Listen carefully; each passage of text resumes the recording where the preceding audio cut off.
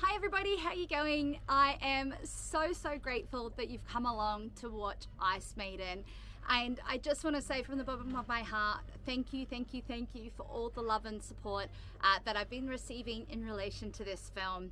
You've all been absolutely incredible, and I hope that you've left the film feeling utterly inspired to go on and challenge whatever goal it is that you set yourself in life. The team at the Yacht Sailing Film Festival have asked for me to put together just a couple of questions and answers and a little bit of an update for you on where I am now. So I'm actually on board Climate Action now down here in Sydney Harbour in Australia. It's a really blistering hot sunny day and there's a bit of background noise from the dock here, so just bear with me. But I have on my phone quite a few questions from the organising group of the Yacht Sailing Film Festival. So I'm going to go through and just answer these one by one.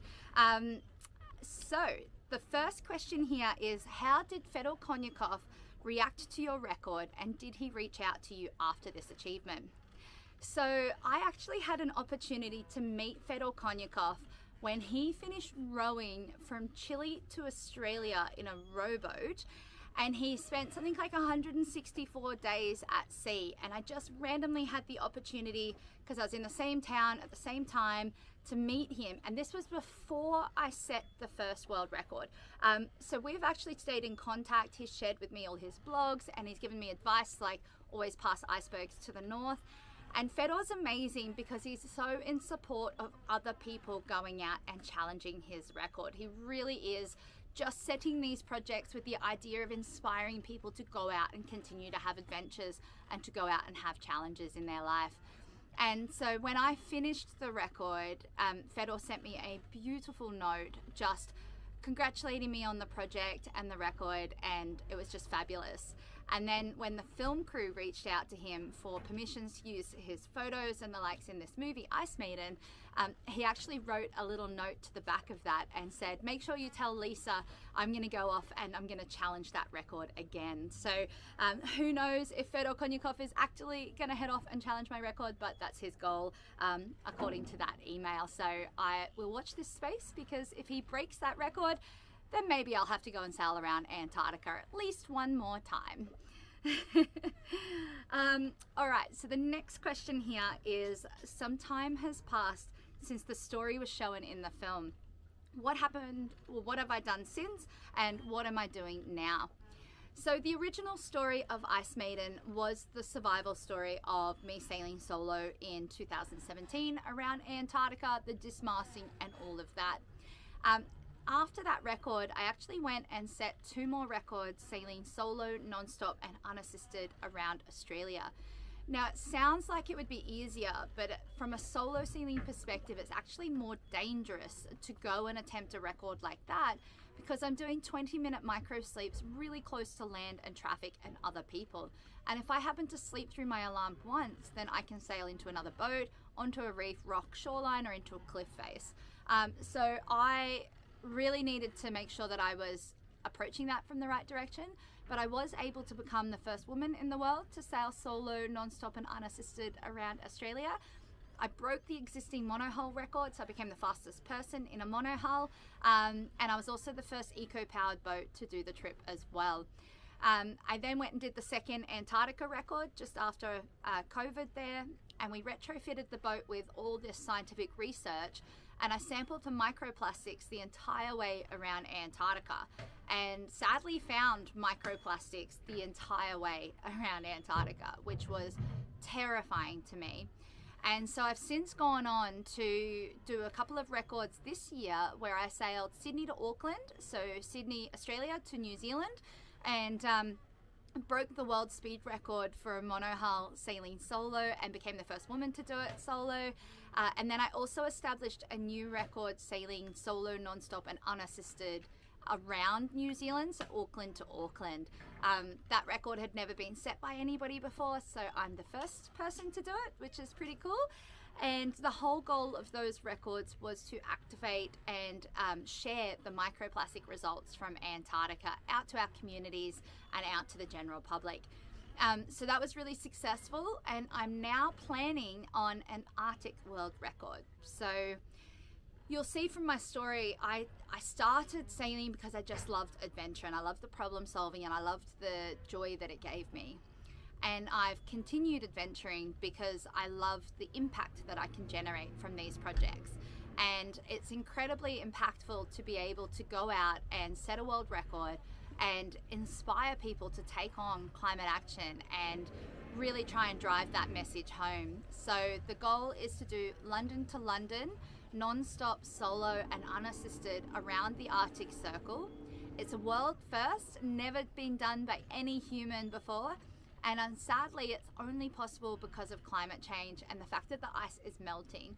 So the goal is to try and advocate for that, raise awareness, do more microplastics research in the Northern Hemisphere, and then also build the boat out of a material called basalt fiber and bioresins, and use the project as a way of advocating and advancing technology in the marine space from fiberglass constructed vessels, which are non-recyclable and quite toxic to the environment at their end of life, to something that is fully recyclable and has a much lower environmental footprint.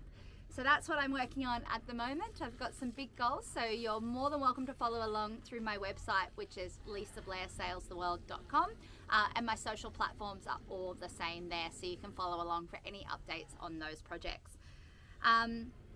So the next question from the organising group is, what would I be doing in life if I was not sailing? So it was my last year at university that I actually started sailing, and I was studying to be a high school art teacher.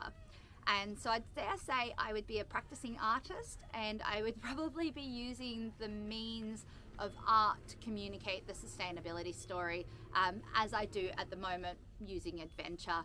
And I'd be teaching art and inspiring the next generation to tackle the world of sustainability through that means, I would imagine. But who knows? So the next question is, in your opinion, what has sailing given to you personally, and what does it still give to you? That's an interesting question, because I've just benefited so much from sailing in general, just being able to learn, to push myself, the resilience, the trust in myself and my abilities, my confidence has grown. And all these skills that I've been able to pick up by sailing and going out and doing these sorts of projects in our environment. So I've definitely been given a lot by the sport of sailing, and I think it's one of those incredible sports because you can do it at any age, and there's so much variety across the sport, from small dinghy sailing to big ocean racing to cruising to Hobie cats to the weekend trailer sailor. Like, there's so many different ways to get involved with sailing, and it builds in teamwork if you're sailing with other people and support, and it's just a really incredible environment to participate in. So yeah, thank you sailing for giving me everything that I have in life. Now the next question is, how have you changed after this voyage, and are you the same Lisa as before? Sorry, there's a couple of helicopters that are really close, so you just have to ignore those noises for a minute. So how have I changed after this voyage? Absolutely. I mean, I guess I look at the voyage as like the full 8-year span between record 1 attempt and record 2 success, and all the lead up and the time in between. And I don't think a sailor can enter the Southern Ocean, particularly the Southern Ocean in winter, and come back the same person. I think more than anything, it's shown me, you know, it's made me want to advocate for those oceans so much more, because it's so pristine and beautiful down there, and I want to show people that we should be protecting that. And so for me, I absolutely have come back a different person. I've learned all these new skills, I've built more resilience, as I said before, but I've also built this huge respect for Mother Nature and the ocean that we participate in, and I want to just make sure we're protecting that as much as humanly possible, because it doesn't have a voice to advocate for itself. So I have naturally become its voice, or one of the voices for our ocean, and I couldn't think of a more important job in life than being that person. The next question is, thanks to your achievement, you've also become an ambassador for environmental protection globally. In your opinion, what is the most important thing for the well-being of the oceans and seas right now? Well, there's a lot of stresses that are taking place on the ocean, and there's things that we can't control as individuals that are a global impact result, but there are many, many things that we individually can control. So the fact that I found microplastics in every sample the entire way around the ocean is hugely telling to the volume of plastic pollution in our seas. And I think a lot of people don't really think about the ocean being the heart of the planet. We think about trees for climate change and things like that, but 70% of the world's oxygen is generated from the ocean. 30% of that, or the Southern Ocean generates 30% more than any other ocean on the planet. It sinks more carbon and it helps us produce more oxygen. And so they're incredibly sensitive biodiversity environments. And I read a stat the other day that something like 90% of all large species for fish and food resources in our ocean have been fished. 90%. I've also heard stats like 1 garbage truck worth of plastic pollution enters the ocean every single minute. And things like by 2050 there will be more plastic than fish in the ocean, and your average fish will contain on average around 18% plastic. So if you're thinking that the ocean doesn't impact you and your lifestyle and the quality of life that you lead, that's incredibly misleading, because everything stems from the ocean. It's a primary food source for us, but it's also generating our oxygen. It's filtering, the creatures in the ocean are filtering the water so that we can have cleaner environments and more biodiversity. I think the biggest thing is being incredibly conscious of your personal footprint. We can do things like install a filter on our washing machines so we're not sending our fiberglass, our microplastics pollution to the ocean from our laundry. We can make sure that all plastic that's falling on the roads, the rivers, the streams is getting collected before it enters our oceans and becomes part of that plastic story of our ocean. You can talk to people, educate, have conversations, understand that every time you spend your money, you are voting for the future that you want. And so if you're buying plastic packaged, throwaway, cheap items, you're creating more demand for that item. So you're going to see more of that in our futures. So we're going to have more of that landing in our oceans. You can source sustainable seafood. So if you can tell me what boat it came from because you got it from your local fish market, then that is a sustainably sourced seafood. There are accreditations around the world that you can look up as well for sustainable seafoods, but also doing things like offsetting. So maybe you have seafood 2 nights a week, reduce it down to 1 night a week, or maybe it's every other week you have seafood. So you're minimizing the amount of stress we're applying to the ocean. But as individuals, we all have an incredible ability to enact change, but it requires everybody doing a little bit of something to see the global benefit come through. So within your households, within your communities, pick something, one action that you can do that's going to help the planet, and commit to it, and then start learning and educating yourself on, you know, the stresses that we have applied to our oceans, because without the ocean we don't have the world we live in today. In the film, this is the next question. In the film, Jessica Watson says that if I were a man attempting a record like this instead of a woman, nobody would probably be saying that I couldn't do it. Do you feel like you are breaking any taboos in your voyage? It's an interesting question, because when I started, it was, you know, back in 2016, I was trying to get the money together, get the project off the ground, and the gender inequality conversation was definitely very, very present in a lot of that. The amount of people that tell me I can't sail a boat this size solo because it's too big for a girl still happens today, and it's astronomical. The amount of people that tell me how to park the boat because they don't think a girl can do it is still happening today.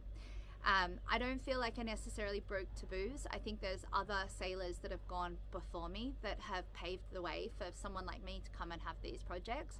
You've got people like Kate Coddy, Ellen MacArthur, Dee Kafari, Jessica Watson. They're all incredibly inspiring female sailors that have gone and paved the way for people like me to have the opportunity to do projects like this.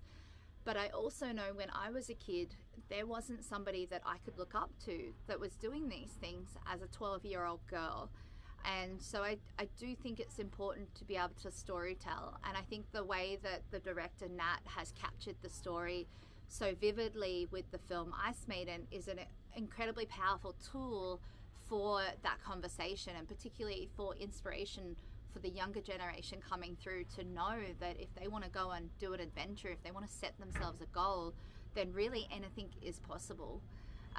So yeah, absolutely, there is a little bit of that, but I just put my head down and I just kind of worked through it and just kept doing what I was doing and kept working towards my goal, and tried not to get lost in that narrative of girl versus boy.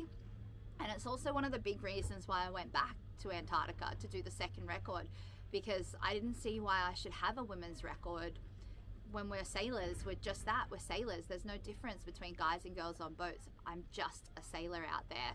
And I think being able to have the fastest person record really goes a long way to helping that. The last question that I have here from the team is, in the final minutes of the film, you seem to deliver a message to rely on oneself, fight for one's plans, and above all, never give up. Who specifically are the words directed to? I think more than anything, that's directed to everybody, because anyone who's got a dream, an aspiration, or a goal in life, they need to know that they can believe in themselves, that if they apply the dedication, the hard work, the focus, you know, that they will eventually get there. When I started this journey, I wasn't capable of sailing around Antarctica solo. I wasn't there yet, but by committing to the goal and going on the journey of learning, upskilling, educating myself, getting the right support network in place, making sure my preparation and planning was there, and funding the project, I was able to deliver that goal. But it was not an overnight thing. It happened over time as I learned to become stronger and to grow into that goal. So I really think that for anybody, and it doesn't have to be ocean related necessarily, it could be a family goal, it could be a career goal, it could be basically anything. Anybody in the world is capable of achieving that goal if they set their mind to it and they follow through and they learn. And so I really think that that's a message to everybody in the audience today. You know, you're all capable of amazing things. And I think we fall into the trap of limiting our mindset in what we're capable of because we might not have the skills today. But just because you don't have the skills right now doesn't mean you aren't capable of achieving that. You just have to go and learn those skills. So yeah, I think that's for everybody. So anybody, I wanted to say thank you again for being an incredible audience, for coming down to the Yacht Sailing Film Festival and watching my film Ice Maiden. You can follow along for the Arctic project as it develops again across my social media and my website, which is all lisablairsailstheworld.com. The Climate Action Now campaign is an active campaign, so if you'd like to submit your own post-it note towards the boat, it'll get on my boat for the next world record, which will be in the Arctic. So you can go to the website and then go to the Get Involved tab and actually submit a post-it note message there. So thank you everybody so much from the bottom of my heart for your incredible support, and I really hope you enjoyed the film, and I can't wait to hear from you about what your thoughts were on the film. Thanks everybody.